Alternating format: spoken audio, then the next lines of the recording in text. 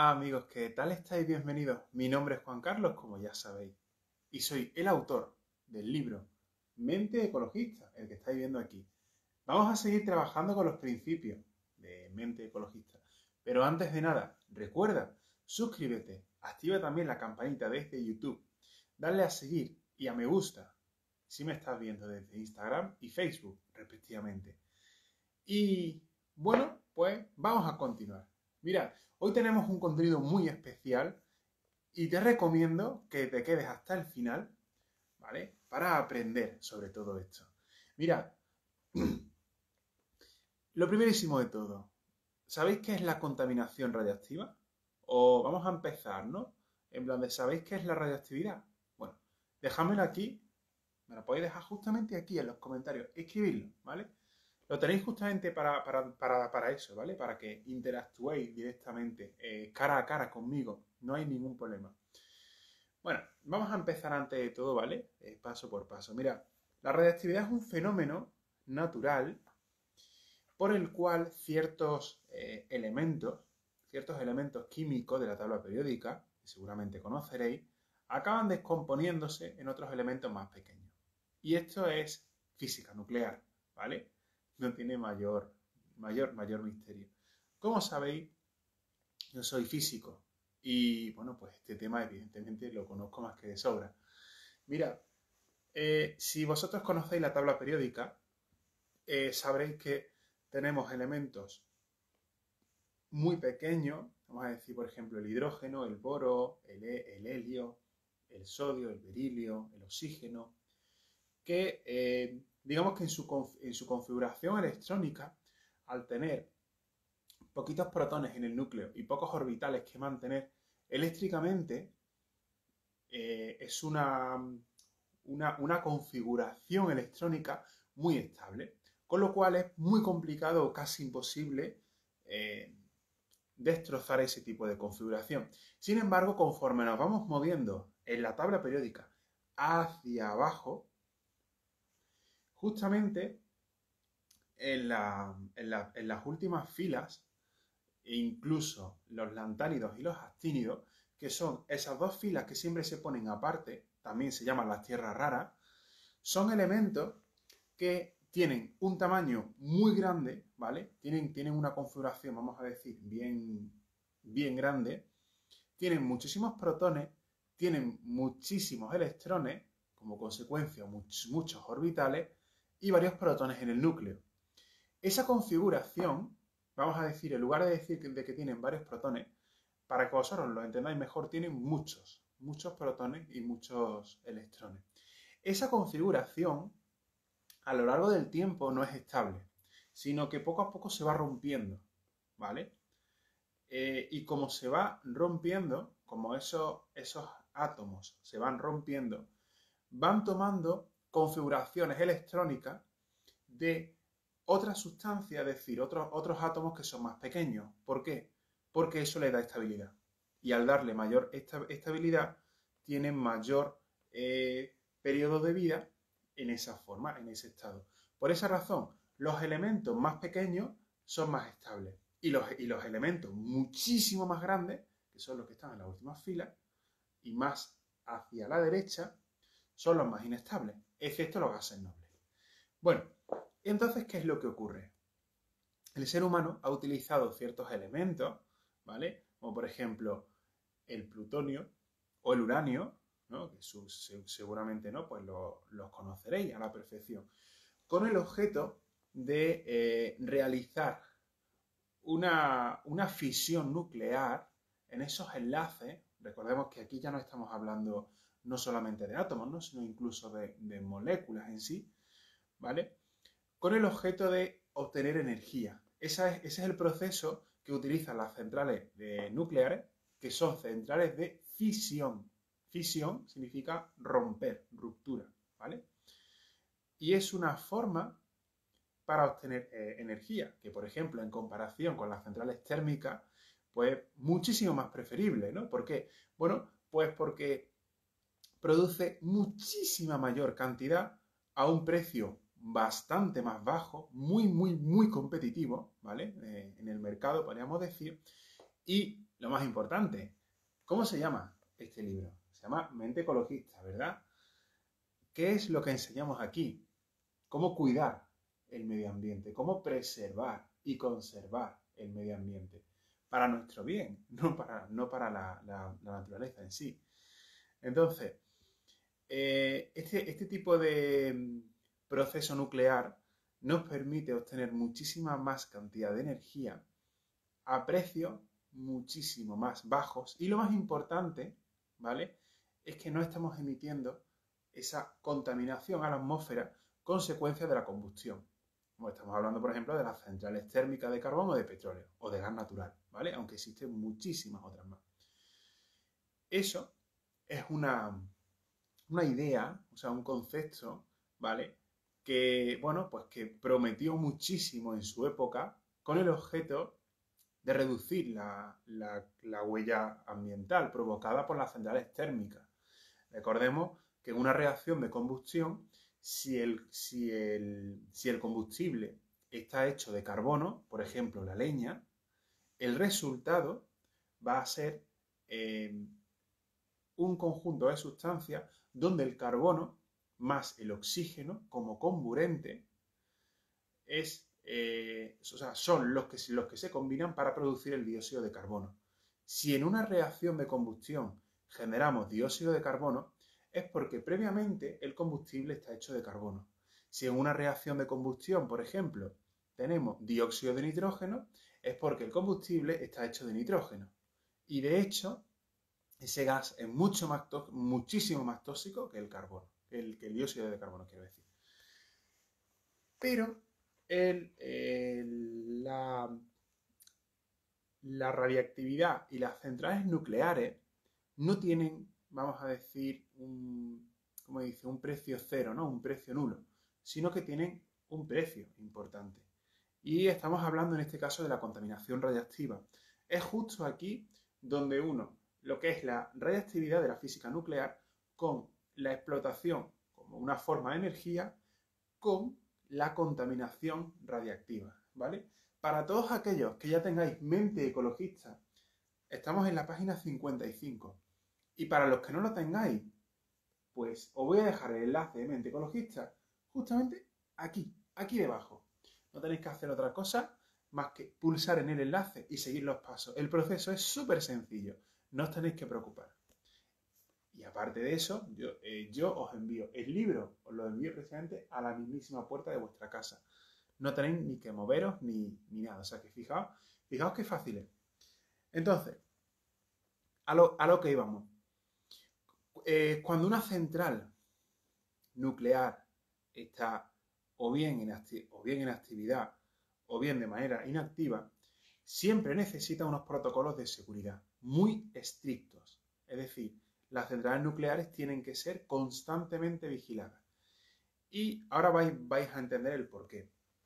Si vosotros conocéis el caso de Chernobyl, y estoy completamente de acuerdo, aquella central nuclear que explotó en la URSS, allá, no sé si era por finales de los años 80. Estoy buscando la fecha exacta para que veáis que esto no es algo que yo me esté inventando, ¿no? o sacando de la manga, sino que esto es real. Estamos hablando de abril del año 1986. Yo en aquella época no existía, ¿vale? Pero bueno. Entonces, esa consecuencia, la consecuencia de lo de Chernobyl, fue precisamente un producto de no solamente de la falta de conocimiento, ¿no?, de los trabajadores, porque recordemos que eran simples peones, eran simples operadores, es decir, o sea, ellos no estaban ahí, ¿no?, realmente, en plan de, oye, tenemos conocimiento y tal, no, simplemente, pues, bueno, recordemos cómo funciona, ¿no?, la URSS, cómo funcionaba, ¿no?, porque ya no existe. Es decir, era el Estado el que decía, tú trabajas aquí, y por la fuerza, de hecho lo hacían por la fuerza, ¿no?, pero no por realmente el conocimiento. A eso se le sumó el hecho de que era una tecnología que estaba pues, prácticamente en pañales. Sí que es cierto que todo el tema de la física nuclear se desarrolló allá por los años 40, años 50 más o menos y tal, pero como forma teórica. Es decir, no fue hasta los años finales de los 70 y años 80, incluso antes en los Estados Unidos, pero ya no recuerdo la fecha exacta, pero más o menos para que vosotros os situéis, fueron justamente en esas décadas en las que el ser humano comenzó a llevar a la práctica, perdón, en la que el ser humano comenzó a llevar a la práctica esta física nuclear, la física nuclear teórica que estaba antes en los libros. Por esa razón, como digo, el conocimiento sin aplicación no vale para nada. Por eso digo, a aquellos que ya tengáis mente ecologista, estudiad, aprended y aplicad los principios, ¿vale?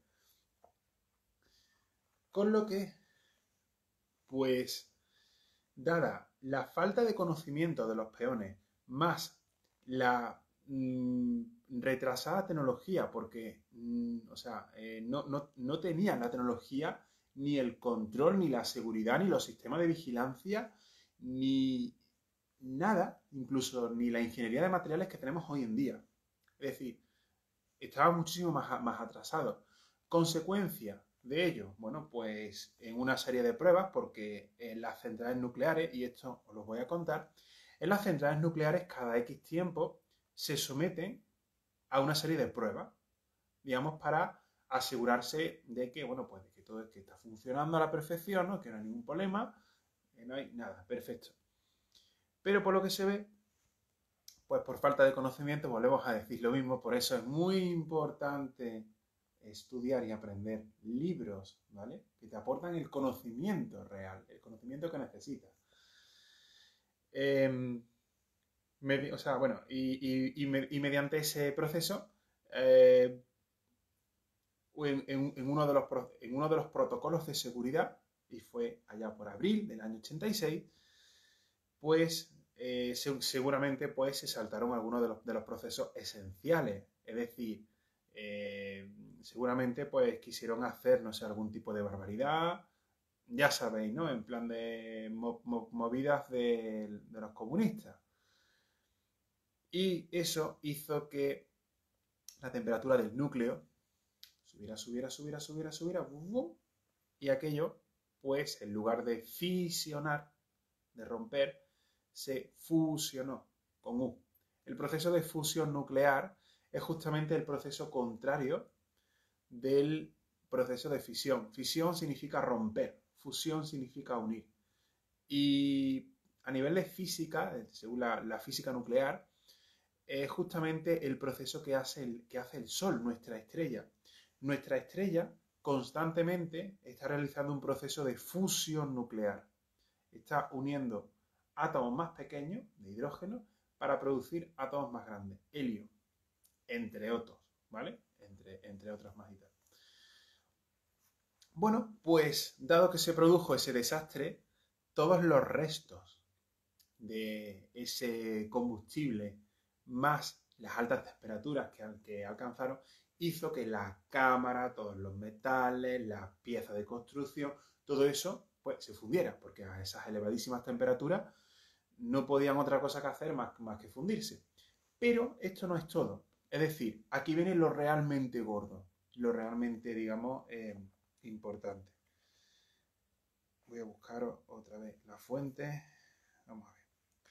Y es que, según datos científicos, y que están aquí en mente ecologista,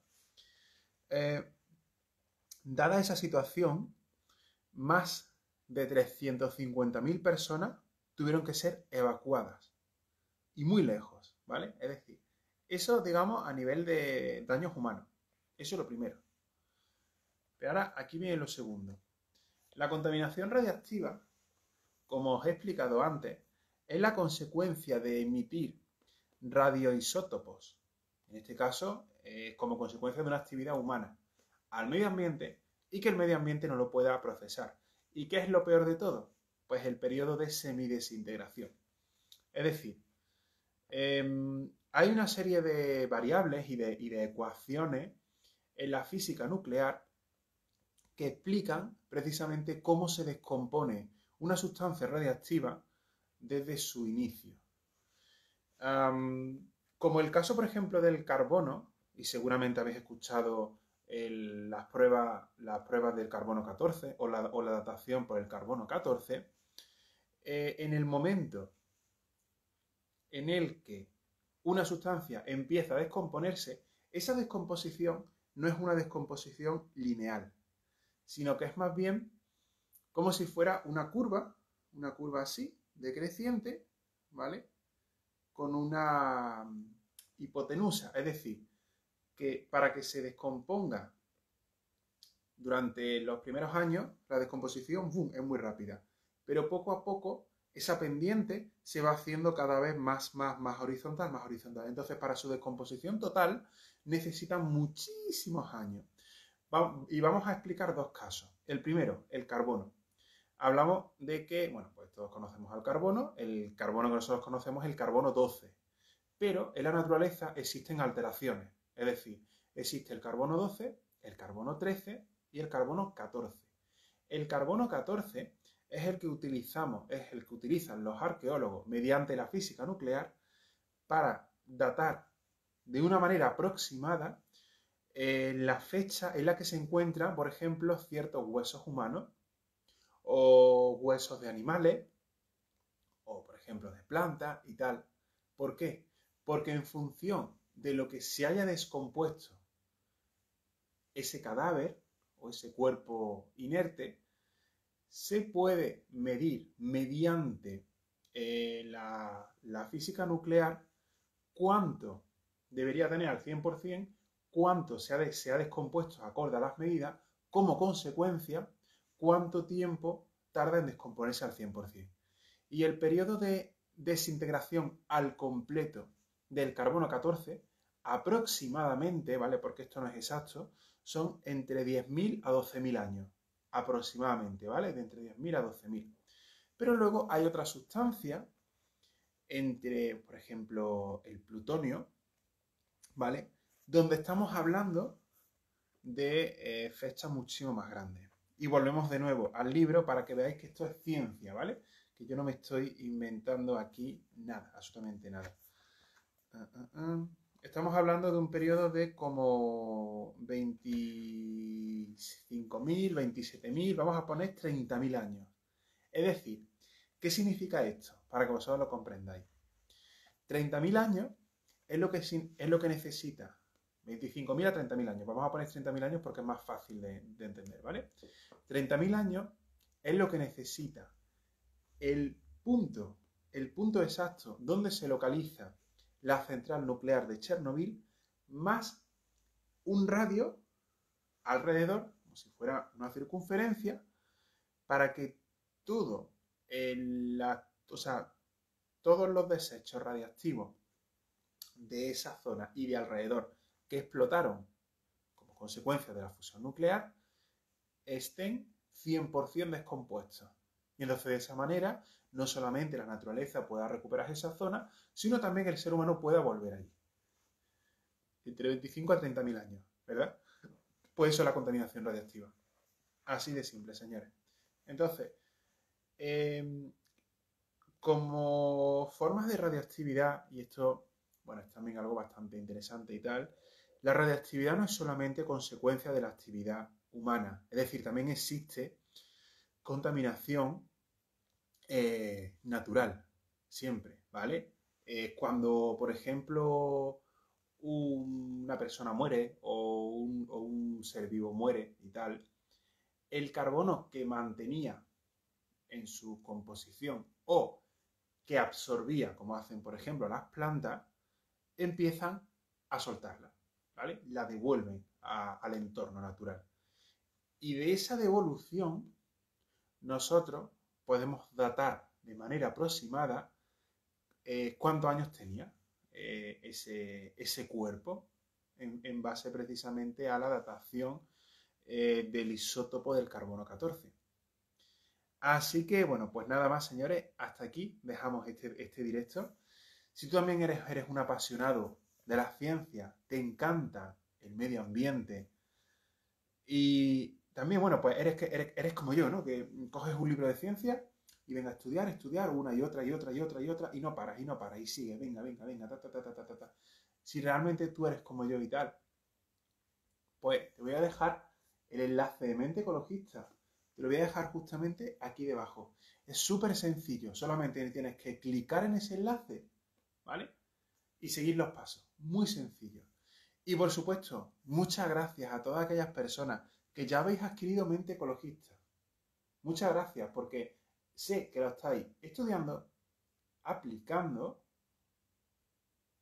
estudiando, aprendiendo y aplicando. Porque recordemos que el conocimiento sin aplicación, pues no es nada, no sirve para nada. Como el ejemplo que he puesto, ¿no? De las centrales nucleares. Así que nada más, señores, que muchísimas gracias a todos vosotros. Felices fiestas, que tengáis unos felices reyes.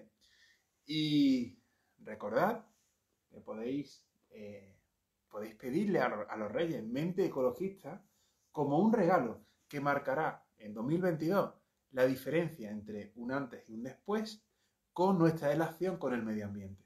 Y recordad que el medio ambiente no es asunto de 1, 5 o 10 personas, sino de toda la humanidad. Por esa razón, yo tengo un objetivo: llevar este libro a cuantas más personas, mejor. Porque de esa manera nuestro impacto en la naturaleza, el nuevo impacto, será muchísimo más grande. Es decir, que cada vez más personas estarán comprometidas con dejar un medio ambiente muchísimo más limpio. Así que nada más, señores, muchísimas gracias a todos vosotros. Recordad, tenéis que pulsar, suscribirse y activar la campanita si me estáis viendo desde YouTube. Seguir y me gusta si me veis desde Facebook e Instagram.